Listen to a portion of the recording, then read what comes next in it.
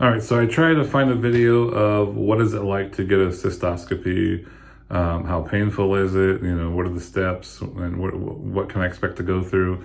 And I only found one, and the guy was like, yeah, they say it's not painful, but it was super painful for me or whatever. So just putting this out there because I can't find anything, and maybe you guys can get some information from here. Anyway, so found out that I have bladder cancer, and I had it removed, but I just wanted to go over what it was like to get the cystoscopy so you know what to expect. So you go into the office, you sit on a little table, the nurse tells you to take your pants down, sit down, and then put a little paper thing over your, over your area.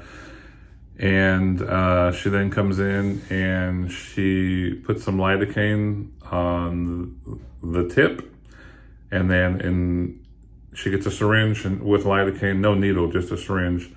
And after a few minutes, when the tip is numb, she puts some down your urethra, probably a couple inches, based on how much was in the syringe. So the tip gets numb, a couple inches of your urethra get numb.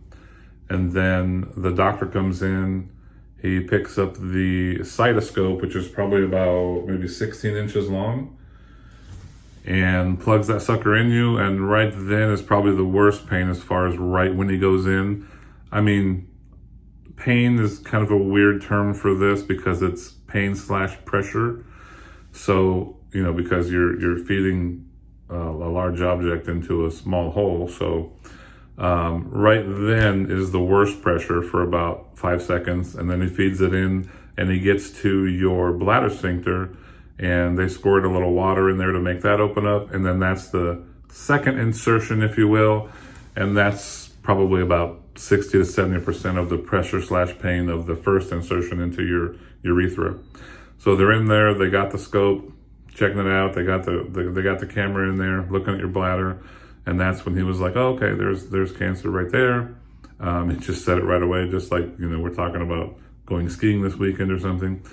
And then looks at the rest of the bladder, looked fine. So then he pulled it out within, I think the whole procedure from when he inserted lasted maybe 30 seconds to a minute because they found what he was looking for right away.